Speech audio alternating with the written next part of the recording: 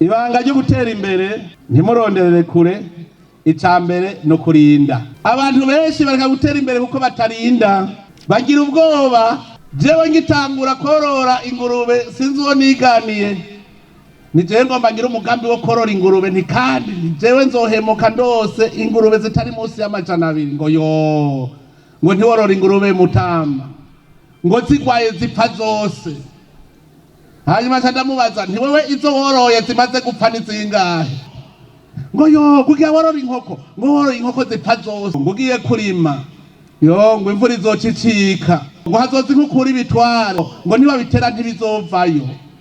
Ukaguma ufise ubwoba bw'ejo, ejo sahi wawe. Ahubwo wewe kora uno munsi kugira ngo usige izina uriko urakora rero Imana ikiguhezagira. Kugira utere imbere icambere no kurinda.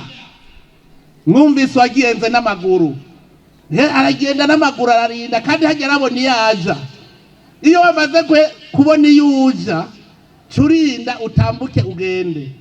Uno munsi hariho abarundi tuvuze ngo imbona kazoza y'ibihumbi 2040 Uburundi kizoba ari igihugu cifashe. Ngo ivyo nivyo abaramvye ubwoba. Aho bofashe urugendo, umwe wese avuga ati jewe mu bihumbi 2040 nzoba meze gute?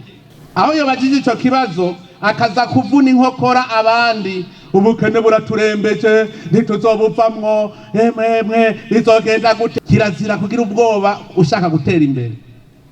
Twaravuze ko Burundi kizoba ari igihugu cifashe mu 2040, ahubwo je wanje numva yuko ari kure.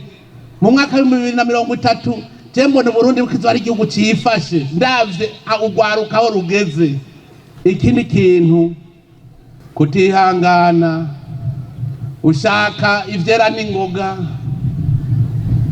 ngo ntibizonshikira. Abantu bagashaka kugura imodoka n'ingoga, akirose uduhera dukeyi agacaruka kugura imodoka, agaca buri igitoro cyo kuyigaburira. Kubera ntushaka kwihangana.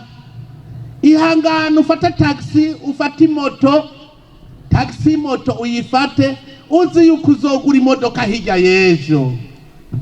Mu Kirundi bavuga ngo Imana iguha karuri wikubikiye ingoro. Umenye wewe wihangane, uje ku kivi gusa ufata urugendo, wihangane uzobushitse.